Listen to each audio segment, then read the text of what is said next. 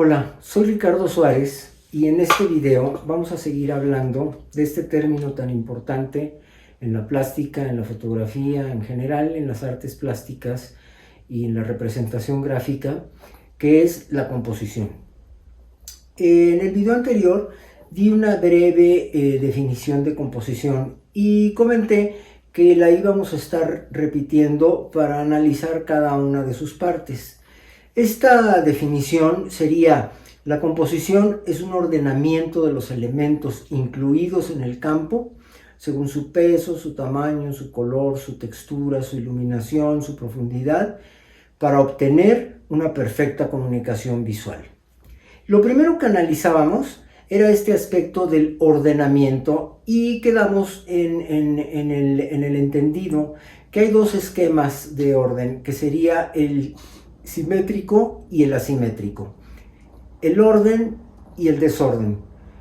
También comenté que no vamos a decir de ninguna manera que uno es más importante que el otro o que uno es mejor que el otro. Simplemente son dos esquemas que vamos a utilizar con los criterios de los que hablamos en el video anterior y para generar ciertos aspectos de lectura de nuestra imagen. No para que se vea más bonita o que se vea más lucidora, sino para generar este criterio de comunicación en nuestra imagen.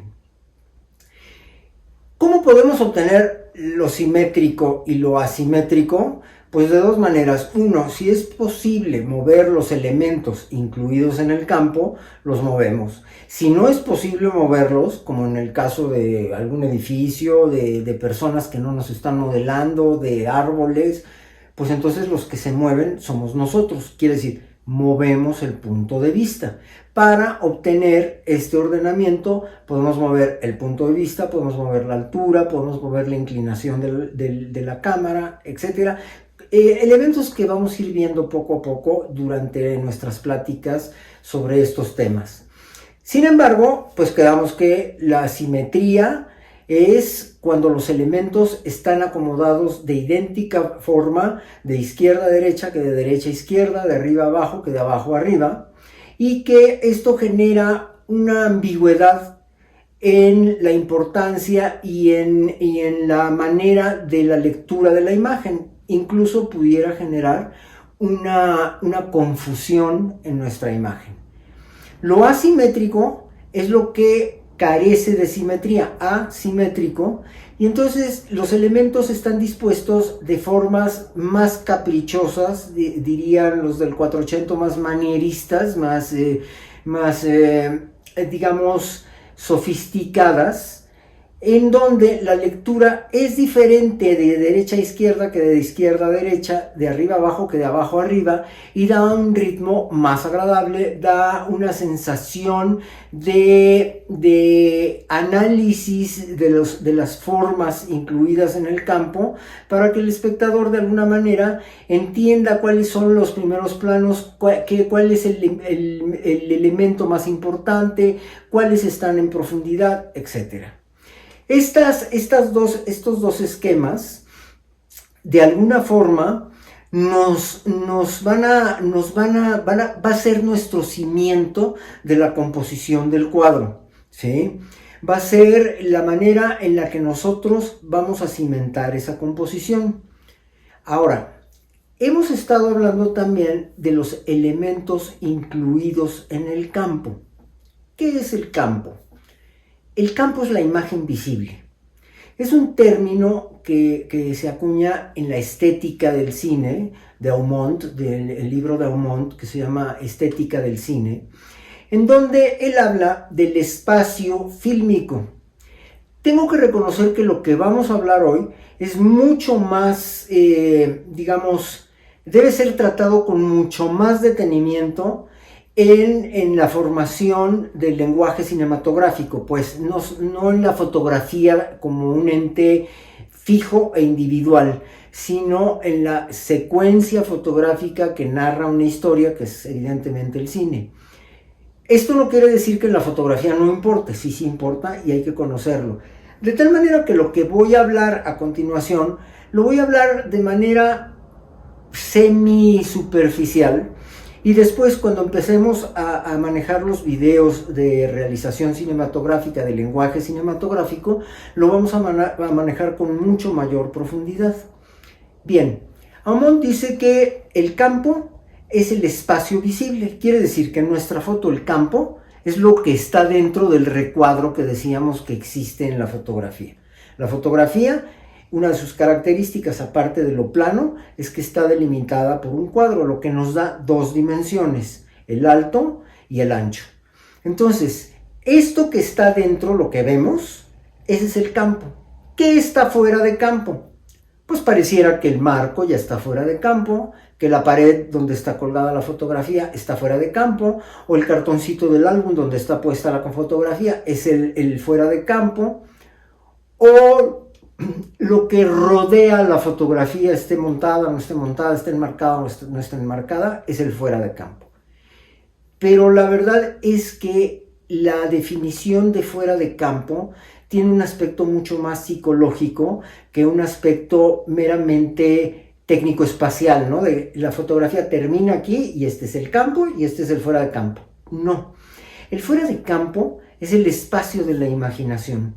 Cuando yo veo un personaje que se corta, más o menos como aquí está sucediendo, que es un close-up abierto, vamos a llamarlo así, ustedes asumen que yo tengo cintura, que tengo cadera, que tengo piernas y que tengo pies. Si ustedes están viendo mis manos, pero de repente yo hago esto, asumen que sigo teniendo manos. O sea, no desaparecen, ¿verdad? Entonces el fuera de campo es una extensión del campo. Cuando nosotros cortamos un personaje, hay que entender que asumimos que existe algo fuera del campo que no estamos viendo, ¿sí? De tal manera que si yo hago una imagen de los pies de una mujer en donde ha caído la falda o lo que la cubre, pues ustedes imaginarán que esta mujer existe y está desnuda. ¿Sí me explico? Ese es el fuera de campo real. Sin embargo, esto pues, se maneja mucho más en el cine. ¿Y por qué? Pues porque en el cine tenemos un elemento más que no tenemos en la plástica tradicional, en la fotografía, en el grabado, en la pintura, etcétera, que es el sonido. En el cine, si yo estoy aquí hablando con ustedes y de repente se escucha una explosión o un choque y yo hago esto, entonces ustedes asumen que allá pasó algo. Eso no puede suceder en una foto, pero sí tenemos que entender que es el campo. Por eso decimos el término profundidad de campo, quiere decir que todo está enfocado, hay una profundidad de campo muy grande, quiere decir que desde mi primer plano hasta el último plano está en foco, ¿sí? O que tenemos una profundidad de campo muy pequeña, quiere decir que esto está en foco y lo que está atrás de mí está fuera de foco, o lo que está delante de mí también está fuera de foco. Eso realmente es el campo, eso es lo que nos da la necesidad del encuadre cinematográfico y del encuadre fotográfico y del encuadre pictórico plástico. Siempre hay un encuadre. Ese encuadre lo que muestra es el campo, o aunque se escuche como un pleonasmo, la imagen visible. ¿Ok? Entonces, vamos a hablar de que hay diferentes encuadres. Y la característica de estos encuadres es que se caracterizan, bueno, parece un pleonasmo, pero se caracterizan por la distancia que hay del sujeto a la cámara. Quiere decir, cuando la distancia es muy corta entre el sujeto y la cámara, hay una serie de encuadres que se nombran de determinada manera. Cuando la distancia del sujeto a la cámara es muy lejano, hay otra serie de encuadres que tienen una función gráfica y que tienen otros nombres. Es importante definirlo por nombres porque tanto en la fotografía como el cine vamos a estar manejando estos nombres para que todo el mundo que está trabajando con nosotros, sean nuestros asistentes, nuestros clientes, nuestros amigos, que en el caso de los amigos, pues si no estudiaron cine, pues no sabrán esta terminología, pero vamos, más enfocado a la gente profesional que está a nuestro alrededor. Por ejemplo, un modelo tiene la obligación de saber esta terminología, porque si yo le hablo a un modelo, voy a tomarte una foto en un plano americano, pues el modelo tiene que saber exactamente hasta dónde estoy cortando, ¿sí? Entonces, esta terminología es universal y está basada en el cuerpo humano. En el arte lo más importante, y sobre todo a partir del Renacimiento, es el hombre, ¿sí? Por eso somos centristas, por eso el hombre es el centro del universo a partir del Renacimiento, y evidentemente es el centro del universo, es el centro del arte. Entonces, todos estos nombres son a partir del cuerpo humano. El cuerpo humano que tiene dos piernas, que tiene un tronco, que tiene dos brazos, que tiene cuello, que tiene cabeza, ¿sí? Esto no es novedad. Por ejemplo, hay un gran arquitecto de la Bauhaus, ¿sí? Que hace un tratado de las proporciones, el Neufeld, que hace un tratado de las proporciones, de qué proporciones son las justas para una silla, para una mesa, para una cama, para un techo, para el ancho de una puerta. Y todo está basado en la proporción del cuerpo, en que el cuerpo se pueda acostar, se pueda sentar, pueda comer en una mesa, puede escribir en una mesa. En la fotografía también hay una proporción que tenemos que respetar y que sabemos que esa proporción está basada en el cuerpo humano, ni en los animales, ni en los árboles, ni en las edificaciones. Es el cuerpo humano lo importante, el ser humano, ¿ok? Entonces, vamos a comenzar a ver esta terminología, pero antes quisiera explicar algo muy brevemente, y para los matefóbicos no quiero que esto les cause un problema, es algo muy sencillo, pero tenemos que verlo de esta manera. Cuando yo hago un dibujo y pinto de un lado a un sujeto y del otro lado una cámara, hay una distancia en medio, y entonces podríamos asumir que ese es el plano, que es la distancia del sujeto a la cámara. Pero compañeros, lo estamos viendo en dos dimensiones. Y la distancia no es de aquí a aquí, es de aquí a aquí. Entonces, si nosotros vemos un plano cartesiano, yo tuve que hacer esto gráficamente, aunque vamos a estar viendo una serie de ilustraciones que hice para que se entienda en la representación gráfica, o sea, en un papel, en la pantalla plana. Esto es un plano cartesiano. Este es el eje Y y este es el eje X. Si yo tengo un punto, ¿sí? Este punto que está aquí en el espacio, lo puedo situar perfectamente si mido el eje X y si mido el eje Y. O sea, si en el eje Y hay 2 unidades y en el eje X hay 2 unidades, sé que el punto está aquí. ¿Se entiende? Pero esto es un plano y nosotros no vivimos en un plano. Hay un libro maravilloso que se llama Planilandia, de unos sujetos que viven en una dimensión y no entienden lo que es la segunda dimensión y muchísimo menos lo que es la tercera dimensión. Bueno, nosotros somos seres que vivimos en la tercera dimensión y tenemos que hacer un esfuerzo para entender esto del plano cartesiano y decir, un punto en el espacio está ubicado como 3x 5y, ¿ok? Es una abstracción, de ahí nace el álgebra, la geometría analítica. Ahora, como nosotros somos de la tercera dimensión, tendríamos que hacer un esquema del plano cartesiano en 3 dimensiones. Entonces, yo dibujo una raya más o menos así, y dicen, bueno, que la tercera dimensión es una raya que tiene un ángulo para acá. No. Todas las líneas del plano, el eje X, el eje Y y el eje de la tercera dimensión, tienen una condición. Tienen que manejar 90 grados entre cada uno de sus planos. Entonces, el eje Z, que es el tercero de la tercera dimensión, Y, X, Z, va así. Va hacia el teléfono o hacia la cámara, o va hacia mí, ¿sí? Este plano sale del papel o se mete en el papel hacia atrás. Por eso se dibuja en un ángulo, como representamos un cubo en un papel, ¿no? Un cuadrado, y tenemos diagonales en ángulos para representar que es un cubo. Bueno, este eje Z va de afuera hacia adentro, de afuera hacia adentro, esto, ¿ok? Ahora, esto lo vemos en los dibujos, en la geometría, que serían las coordenadas esféricas, de las que hablamos en un momento cuando veíamos lo de estereoradianes, cuando vimos la ley del inverso del cuadrado, de la luz, ¿no? Que es, la luz no viaja en un plano, la luz no viaja así, viaja así, ¿sí? Viaja en un cono.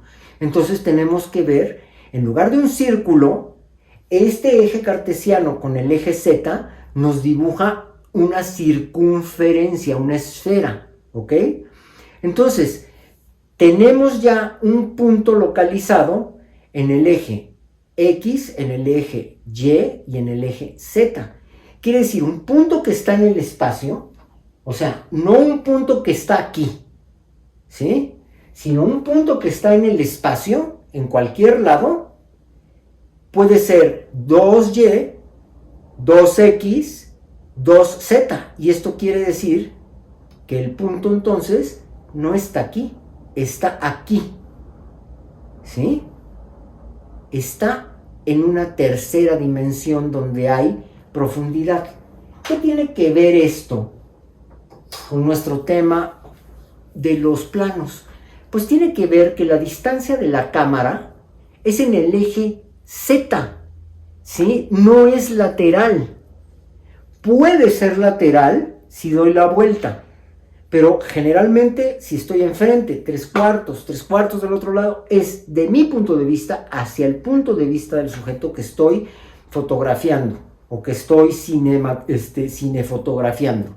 Bien, ¿qué son entonces estos planos? Pues es esa distancia en el eje Z. Ahora, los nombres generalmente son en inglés. ¿Por qué? Porque mucha de la tecnología del cine se hizo en Hollywood en los inicios del cine. Nos guste o no nos guste, son los que de alguna manera empezaron a formar toda esta terminología. Así como la terminología en la música generalmente es en italiano: piano, forte, fortissimo, crescendo, todos estos términos en italiano. ¿Por qué? Pues porque, bueno, pues fueron diseñados en el Renacimiento italiano, en la música, incluso en la música románica, que se hablaba en latín y en griego, y entonces se genera la traducción a lenguas romances, ¿no? De este tipo. Bien, aquí los términos van a ser en inglés. Y cuando se escuchan en español, hasta se oyen raros, ¿no? Pero muchos españoles de España, valga la palabra, ¿sí? Los utilizan en castellano, pues, en el idioma, en nuestro idioma. Y entonces pues, los oye uno muy raro, ¿no? Los planos van desde lo más alejado hasta lo más cercano, ¿sí? Desde lo más alejado quiere decir que el hombre cada vez está más lejos, porque el hombre es la medida, como en el Neufert que les decía en este tratado de proporciones arquitectónicas. Entonces, existe un plano que se llama Extreme Long Shot, que en español se diría gran plano general. El gran plano general es tan alejado, ¿sí?, que el hombre no se podría ver. Imaginen ustedes un gran paisaje panorámico, que quiero decir que los pintores del Renacimiento, los pintores en la Ilustración y los pintores en la Academia del 19 ya tenían nombres para designar las distancias, pero estos nombres evidentemente no eran ni en inglés ni eran con propósitos de cuadro como es en la fotografía y el cine, sino decían paisaje. Un paisaje panorámico es el Extreme Long Shot, donde si nosotros pensamos en los grandes paisajes de José María Velasco y de los grandes paisajistas mexicanos, ¿sí? Egerton, aunque norteamericano, bueno, hizo mucha parte de su gran obra en México. Pensamos en unas panorámicas donde se ve el Valle de México y se ven los volcanes atrás. Y entonces no puedes decir, oye, qué flaco estaba Cuauhtémoc, ¿no? Pues como Cuauhtémoc no se ve, o sea, si se ve todo el Valle de México y se ven los volcanes atrás, Cuauhtémoc es un pinche puntito que lo podríamos poner como agarramos un color ocre y lo ponemos pum, ¿sí? Porque entonces lo que importa en un extreme long shot es la descripción geográfica. Vamos a describir geográficamente. Esto implica, en el cine, por ejemplo, que el espectador sepa dónde se va a realizar la acción. En la foto o en la pintura es simplemente un paisaje que muestra el panorama de un valle entero, no de una zona específica, no de la cascada del paisaje, sino la cascada, el lago, los volcanes, los ríos, todo en general, ¿sí? Bien, entonces estamos haciendo una descripción geográfica que generalmente es de arriba hacia abajo. O sea, para hacer o para pintar un extreme long shot es necesario subirse a una altura, como en un mirador de una carretera, y entonces ver la explanada. Es muy difícil hacer, yo diría imposible, hacer un extreme long shot desde tierra, porque nuestra visión es a nivel de tierra, perdón, porque nuestra descripción es bastante limitada, ¿sí? A nivel de tierra. Ahora, hay ahora una elegía, el extreme long shot, con los drones. O sea, con un dron, pues puedes hacer lo que quieras, ¿no? Subes el dron 50 metros y haces una panorámica de toda la Ciudad de México. Y no le puedes decir, oye, fíjate que yo vivo en la calle de Monterrey, esquina con, no sé, con Álvaro Obregón. Ah, sí, aquí, no, más, pues no ves nada, ves todo y no ves nada en un punto, ¿sí? Bueno, después seguiría el long shot a secas, que es plano general, que describe un lugar de la manera más vasta, pero este lugar no necesariamente es un paisaje, puede ser una habitación, puede ser un lugar muy pequeño como un baño. Un long shot de un baño es que se vea todo el baño. Un long shot de una habitación es que se vea toda la habitación. Claro, es imposible que se vea todo porque de entrada lo que está atrás de nosotros no se ve. O sea, lo que está atrás del punto de vista de la cámara pues no se ve, ¿no? La cámara tiene un eje de visión, un ángulo de visión, que si es un angular será muy grande y si es un tele pues será muy reducido. Entonces, el hacer un long shot puede ser un long shot interior o exterior. ¿Qué es un long shot? Ya creo que queda claro lo que es un long shot interior. Un long shot exterior sería fotografiar una calle, un parque, una fachada de un edificio, ¿sí? Un centro comercial, que se vean las tiendas, que se vean las escaleras, que se vea esto, ¿sí? Eso es un long shot. Pero en el long shot lo interesante es que el cuerpo humano ya importa. Si ustedes quieren, en el extreme long shot el cuerpo humano es un 0.01%, pero en el long shot a lo mejor ya es un 10%. Ya, de una superficie, el 10% es considerable. Probablemente podríamos hasta reconocer a la persona. Ay, mira, mi tía venía ahí caminando en el centro comercial. Probablemente lo que estamos haciendo es dándole una prioridad al espacio y estamos haciendo una referencia de que un personaje está en el espacio, en ese espacio. Después tendríamos el full shot. El full shot es en donde vemos a una persona de cuerpo entero, pero también vemos el espacio. Vemos una gran parte de espacio y vemos el cuerpo entero. Entonces, este full shot es importante y evidentemente un full shot se puede hacer de un personaje que está en el exterior. Tiene que ser un full shot de un personaje porque ya hablamos del cuerpo humano. No podemos hacer un full shot de una taza, ni podemos hacer un full shot de una cafetera, ni podemos hacer un full shot de un bote de basura. Sí se entiende, Se entiende, pero técnicamente el full shot es sobre el cuerpo humano, no sobre un objeto, ¿sí? Aunque en la vida profesional sí llega el director de arte de la agencia y te dice, hazme un full shot del producto, ¿no? Hazme un full shot de la televisión. Quiere decir que no le corte nada, ¿no? Que la saque toda completa. Hazme un full shot del anillo, del reloj, bueno, órale, que lo saque completo y que no le corte nada, pero que esté en primer plano el objeto. En la fotografía hablamos de full shot como el retrato de cuerpo entero, vamos, donde vemos, y pongo los ejemplos que se me vienen a mente ahorita en el momento de grabar. Podemos ver el cuadro del rey y el cuadro de la reina y se ve el trono y se ve el salón y ellos están de cuerpo entero, ¿sí? En el castillo de Chapultepec, para los que no son mexicanos, es un monumento arquitectónico muy importante en la Ciudad de México. Vemos el full shot de Maximiliano y el full shot de Carlota, los emperadores pues en esta época, ¿no? Que no me oiga Juárez porque se vuelve a caer muerto, pero bueno. Entonces, esto es un full shot, un retrato de cuerpo entero. ¿Era muy popular en el Renacimiento? Sí, era muy popular. ¿Por qué? Porque el full shot de cuerpo entero implica una cierta distancia entre el punto de vista del espectador, porque al final la cámara o el pintor lo que hace es que el espectador tenga un punto de vista. Cuando yo veo a una persona de cuerpo entero, la tengo que ver a cierta distancia, porque si la persona está a esta distancia de mí, no la veo de cuerpo entero. Entonces, se manejaba mucho de grandes personajes de la nobleza o de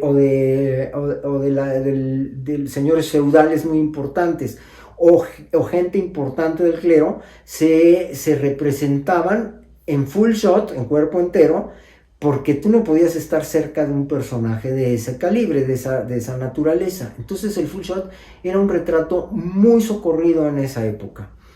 Cuando era importante ver condecoraciones, pistolas o espadas, o algún aditamento que tuviera en el traje, alguna joya, no sé, o ver algún detalle de la tela, del corte del traje, lo que se usaba, o lo que se usa, es un plano americano, que corta arriba del muslo, entre la rodilla y la cadera, ¿sí? Ese es el típico plano americano. ¿Por qué se llama plano americano o American Shot? ¿Sí? Porque lo inventaron los norteamericanos en el estilo cinematográfico, o uno de los estilos cinematográficos más populares, que es el western. En el western era importante ver las pistolas, y cómo disparaban estos tipos. Entonces en el full shot se perdía un poco esa acción y empezaron a generarse en plano americano, ¿ok? Cuando un personaje está sentado, si ustedes se dan cuenta, por ejemplo en la imagen que estamos poniendo, el personaje sentado no le puedes cortar en el muslo, tendrías que cortarle abajo de la rodilla, entre lo que común o vulgarmente llamamos espinilla, y la rodilla. Ese sería un plano americano, porque cortarlo aquí en el muslo sería el equivalente a retratarlo de la cintura para arriba, y entonces no sería un plano americano, sería un medium shot. El medium shot evidentemente es de la cintura para arriba, y la función narrativa pues, es evidente, es tener en primer plano, ya el espacio no importa. Desde el extreme long shot hasta el americano hay una comunión entre personaje y espacio. En una pues, el espacio es dominante, y en la otra el espacio empieza a ser menos dominante y el personaje es mucho más dominante. Pero en un plano medio el espacio ya casi no existe.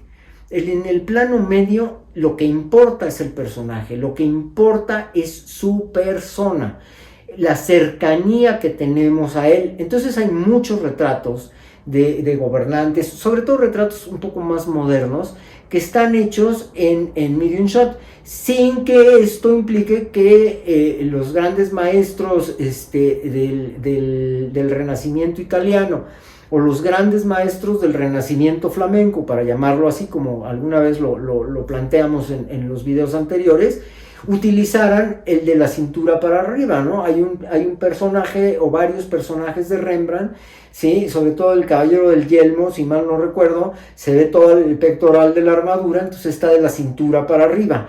¿Por qué lo hacía? Pues porque era muy interesante ver el lujo extremo que tenían las armaduras de estos personajes, ¿no? Que tenían grabados en oro y que tenían una serie de flores, de lis, de adornos muy importantes y muy costosos, ¿ok? Entonces, ese es el plano medio. Después viene el close-up. El close-up todo el mundo piensa que es la cara, y no. El close-up es lo que le llamaban busto, quiere decir, las esculturas de busto que se usaban incluso desde la época romana y griega es más difícil encontrarlo, pero en los romanos es muy común, es de los hombros a la altura precisamente del pecho, ¿no? Se llama busto, ¿sí? Y el close-up, y bueno, el busto, ya el personaje 100% podríamos decir, es lo que importa. Psicológicamente, ¿esto qué quiere decir? Que estamos cerca del personaje, que estamos, que podemos acercarnos al personaje y que evidentemente hay un cierto grado de intimidad entre el punto de vista del espectador, porque el fotógrafo, por eso digo espectador, el fotógrafo es un medio para que alguien vea un punto de vista, es lo que llamamos point of view, POV. Entonces, el retrato ya tiene una intimidad entre el sujeto representado y el punto de vista del espectador. Tú te sientes cerca de la persona y por lo tanto sientes un cierto grado de intimidad. Por eso las grandes fotos de las divas, de las bellezas de Hollywood, de las modelos, se hacen en close o se hacen en big close porque es como tener a la persona cerca, ¿no? Y muchos de ustedes quisieran estar a esta distancia de la actriz o de la modelo que les quita el sueño y los desvela, pues, ¿no? Entonces, esa es la intimidad, ¿ok? Que maneja el close-up. Y el big close-up, que sí es de la barbilla al cabello, tiene una connotación todavía mucho más íntima entre el espectador y el sujeto representado, en la que los sentimientos importan mucho. En un full shot, en un plano americano, si el personaje está triste, está llorando, está colérico, está melancólico, es difícil captar la expresión, a menos de que la expresión tenga que complementarse con la expresión corporal.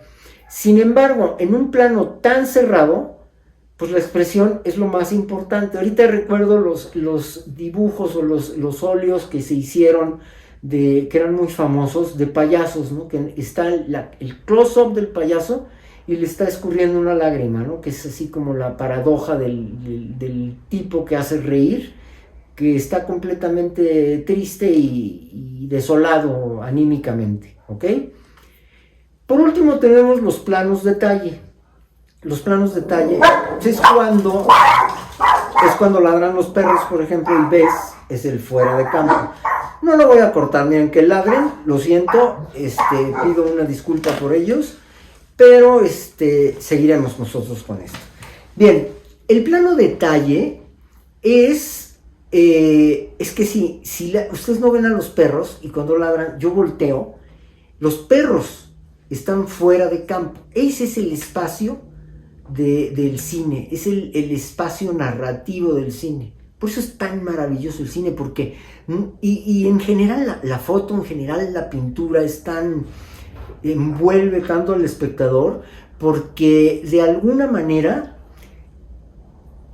tú no solo percibes lo que estás viendo, sino percibes lo que tu imaginación te está dictando, ¿no?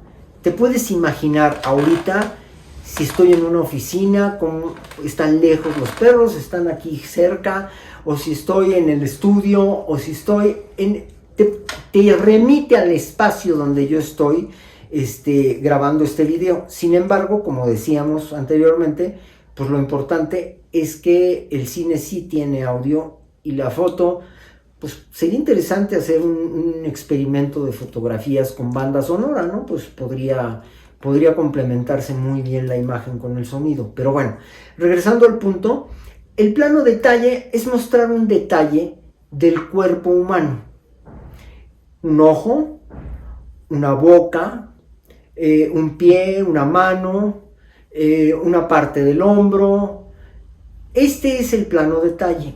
Cuando nosotros mostramos un detalle de un objeto, sea chico, muy chico o grande, como por ejemplo un reloj o un automóvil, cuando yo en el reloj muestro el fechador calendario y me acerco a ese grado y se ve la corona con la que le das cuerda y se ve el fechador, estoy haciendo, digamos, un plano detalle del reloj, pero los norteamericanos le llaman insert, o sea, como una inserción de la imagen, un pedazo de un objeto, ¿sí? Un pedazo muy pequeño, ¿sí? Entonces todos estos son inserts. El ver un pedacito de una cafetera, un pedacito de un estéreo, un pedacito del cenicero, son inserts. Y en el caso del cuerpo humano, pues es un fragmento del cuerpo humano, pues un ojo, la boca, la nariz, los ojos, etc. Ahora, hay cientos de caracterizaciones de planos. Yo he trabajado muchos años haciendo comerciales y entonces los directores salen con cosas así raras dan un close-up abierto, ¿no? ¿Qué es un close-up abierto? Pues en lugar de aquí lo bajas tantito. Entonces ya mejor le dices, a ver, échale un ojo, revísame el cuadro. Ábrete un poquito más. No te abras tanto, ciérrate un poquito, ¿no? No es una ley, o sea, no se esclavicen con leyes. Voy a hacer un medium shot y casi le tocas el ombligo a la persona, porque si tiene una falda o un vestido holgado, pues para saber exactamente dónde está la cintura. No es eso. Es nada más una terminología y lo más importante es saber qué estás diciendo con el plano. ¿Por qué te estás acercando? ¿Por qué te estás alejando? ¿Sí? Hay un ejemplo que él platicaba que es muy interesante del maravilloso fotógrafo mexicano Pedro Valtierra. Tiene una foto que se llama El Balazo y esta foto que la podemos estar viendo, esta foto narra una mujer que está sentada con un balazo en el hombro. Esta foto alguna vez me comentó Pedro Valtierra en una plática que teníamos entre amigos, pues, y me decía que esa foto la hizo en Nicaragua, en un bombardeo en Nicaragua, y que ellos como reporteros gráficos se tuvieron que meter a la sala de urgencias de un hospital para guarecerse, ¿no? Y me dice, bueno, no sabes todas las cosas que vi, lo horrendo que fue para mí esto, y dentro de todo ese caos, pues ese miedo y ese horror que sientes con la guerra, llega esta mujer, ya no hay nadie que la pueda atender, ni siquiera hay sillas, ni camillas, ni nada, entonces se sienta en el piso, un hombre se apiada y entonces la abraza para que se recargue ella, y Pedro me dice, yo vi esa escena y dije, tengo que comunicar qué es la guerra. Esto es la guerra. Este horror es la guerra. Y entonces se levanta de donde estaba, se acerca y se agacha a la mujer y le hace la foto. Ustedes están viendo que la foto está a nivel y está de cerca. En ese mismo instante, una fotógrafa norteamericana, una reportera de guerra, Susan Maiselas, toma la misma escena, pero ella se va hasta el final del cuarto, se sube a una mesa y la toma de arriba. Un semiólogo, que ahora empezarán a entender por qué hablé de semiótica y de semiología y estas reglas que dicen, bueno, ¿y esto de qué nos sirve? Un semiólogo hace la lectura de estas dos fotografías y dice, ¿cómo ve un latino, un mexicano, en este caso Pedro Valtierra, a sus hermanos? Pues de cerca y a nivel, ¿no? ¿Cómo nos ven los norteamericanos? De lejos y desde arriba.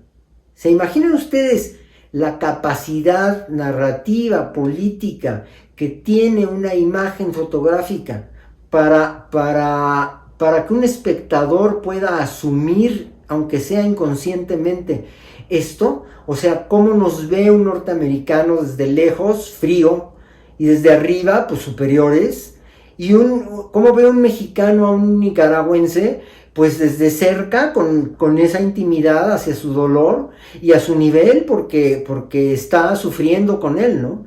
Eso es lo importante de los planos, no si cortan la rodilla y si la barbilla y si se ve 1 milímetro más, eso vale madre. Lo importante es lo que quieren ustedes decir con el encuadre. Y esto de los planos es encuadrar, meter en el encuadre. La composición es un ordenamiento de los elementos incluidos en el campo, y el campo está delimitado por el encuadre, por el cuadro, ¿sí? Que ya veremos que en fotografía tiene muchas proporciones, el apaisado, ¿sí? El cuadro áureo y el cuadrado, por ejemplo, que se hizo famosísimo en cámaras como Rolleiflex, como Hasselblad. Todas estas cámaras de formato medio hicieron muy famoso Richard Avedon, grandes de los fotógrafos de los años 40, 50, 60 y 70, hicieron, bueno, incluso contemporáneos. Yo usé muchísimo esos formatos y muchos de mis compañeros y amigos hicimos fotos cuadradas, ¿no? Que te dan un aspecto de ese formato en específico. Entonces, esa es la importancia del encuadre, y estos son los nombres de los encuadres que deben ustedes de manejarlos, porque ¿cómo quieren organizar o instrumentar un discurso si no saben cómo usar las letras, ¿no? O las letras, ¿cuáles son las letras? No sé, no, pues entonces ¿cómo escribes palabras? No puedes. Entonces yo les recomiendo que vean y empiecen a ver obra tratando de que analicen ustedes en qué encuadre usó el fotógrafo, usó el pintor, usó el dibujante, usó el grabador, lo que quieran para hacerlo. Ahora, con esto termino, pero doy pie a la introducción del siguiente tema, que es: ¿qué características debe tener un encuadre?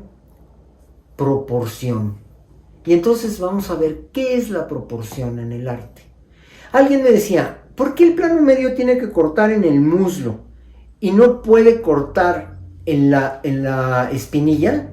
Pues porque entonces estaría desproporcionado. O sea, fíjense, de la espinilla al pie hay una parte mínima del cuerpo humano. Si quisiera yo esquematizarlo con el hombre de Vitruvio y con todas esas medidas matemáticas que usaban los griegos, diría que de la pantorrilla al pie probablemente hay más o menos como una cabeza. Entonces es una cabeza a 6 cabezas más. Como que es muy poco para tanto, ¿no? Entonces, desde el muslo, a lo mejor son 2 cabezas y media o 3 cabezas a 4 cabezas. Ya hay una proporción. ¿Qué es la proporción? Y con esto termino y lo dejo para que lo mediten. ¿Qué es la proporción? Pues ahora voy a utilizar una definición de Leonardo da Vinci que me parece la más acertada y la más poética, la más bella. Leonardo dice, lo proporcionado es cuando lo menor es a lo mayor y lo mayor es al todo. Esa es la proporción y de eso vamos a hablar. Muchas gracias.